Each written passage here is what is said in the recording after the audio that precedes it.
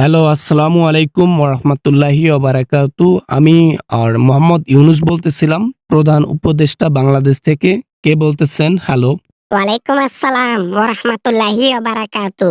ইউনুস কাকা, আমি ওবায়দুল কাদের কাউয়া কাকা বলতেছিলাম।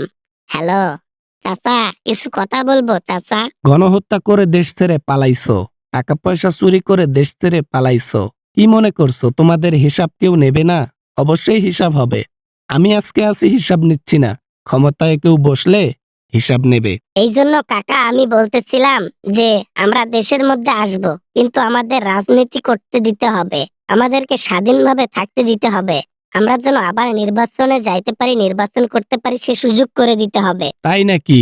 আর শাস্তি কোথা থেকে হারিয়ে যাবে? শাস্তি আগে পেতে হবে, পরে নির্বাচন, পরে রাজনৈতিক।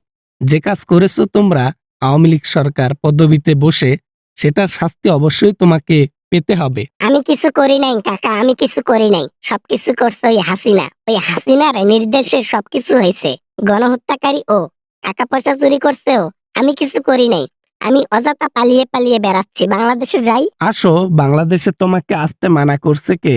তোমরা তো ভয়ে বাংলাদেশে ঢুকতেছই না। তা কি করবে জনগণ ঢুকলে? কি মনে করছো যে তোমরা জনগণের কাছে ঢুকবা, দেশে ঢুকবা, জনগণ আঙ্গুল চুষবে? ইউনুস কাকা, আপনি তো ক্ষমতায় আছেন, আপনি যদি একটু সাহায্য করতেন। কিরকম সাহায্য আমি বলি? ক্ষমতায় এখন আছেন, সিস্টেমে আমাদেরকে স্বাধীনভাবে চলার একটা নিয়ম কানুন শিখাই দিলে হয়তো দেশের মধ্যে থাকতে পারতাম। বাংলাদেশে তোমাদের থাকতে গেলে একটা আইন মানতে হবে, আর সেটা হচ্ছে জেল। জেলের আইন তোমাকে মানতে হবে। যে অপরাধ করেছো, তাতে বাংলাদেশের জেলের মধ্যে অন্তত 40 বছর থাকতে হবে। তারপর পরের হিসাব পরে। এখন এই যে হাসিনা বাইরে থেকে দুর্নীতি করতেছে, আমি কিন্তু কিচ্ছু করতেছি না কাকা, আমি এগুলার মধ্যে নাই। অথচ হাসিনার নির্দেশে হিন্দু আর মুসলমান যুদ্ধ লেগেছে, আন্দোলন লেগেছে, আমি কিছু করি নাই। শাক দিয়ে মাছ ঢাকার অভ্যাসটা তোমাদের গেল না, তাই না? উপরে ভালো দেখাবা, নিচে উটকি মারবা। হ্যাঁ, আমরা কি বুঝি না? আমাদের এত পিছন মারছো, দেশের মানুষের এত ক্ষতি করছো, যে দেশের মানুষ তোমাদের বিশ্বাস করার অপশন আর রাখে নাই। ঠিক আছে? তাই আওয়ামী লীগ গত 20 বছরেও যে কাজগুলো করেছে, সে কাজগুলো কখনো যেন না করতে পারে। আওয়ামী লীগের শেখ বংশের কেউ যেন না আসতে পারে, সেটারই ব্যবস্থা হবে।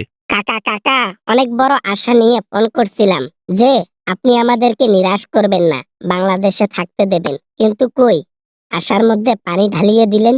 কাকা, আমি ফোনটা রেখে দিলাম, আর কিছু বলবো না। কাউয়া, তুমি যে দেশের মধ্যে থেকে যে অর্থ চুরি করেছো, পুল, ব্রিজ, রাস্তাঘাটের টাকা চুরি করে নিজের ঘরের মধ্যে টাকার গুদাম বানিয়ে ফেলেছো, সেইটা কোথায় যাবে?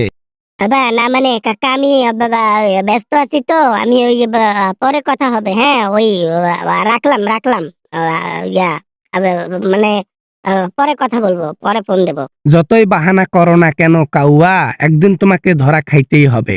আর সেই দিন জনগণ তোমার পেছনে বাস দিয়া স্মৃতিসৌধের মধ্যে দাঁড় করাই রাখবো। সেখানে মানুষ দেখতে আসবে তোমাদের। বুঝছো? দেশের মানুষের ধন সম্পদ নষ্ট করছো, দেশের মানুষকে হত্যা করেছো, এটার শাস্তি পাইতেই হবে, মাস্ট। মনে রাখো, ছাড় দেবে জনগণ, একদিন ধরে ফেলবে ঠিকই। আসসালামু আলাইকুম বন্ধুরা, আশা করি ভালো আছেন সবাই। ভিডিওটা কেমন লাগলো তা কমেন্ট করে জানাবেন। ভিডিও ভালো লাগলে লাইক করবেন, আর চ্যানেলে নতুন হয়ে থাকলে অবশ্যই চ্যানেলটি সাবস্ক্রাইব করবেন। এরকম ভাবে সাপোর্ট করবেন। আর এরকম অ্যামেজিং ভিডিও নিয়ে দেখা হবে আপনাদের সাথে পরের ভিডিওতে। ততক্ষণ পর্যন্ত সবাই ভালো থাকবেন, সবাই সুস্থ থাকবেন। খোদা হাফেজ।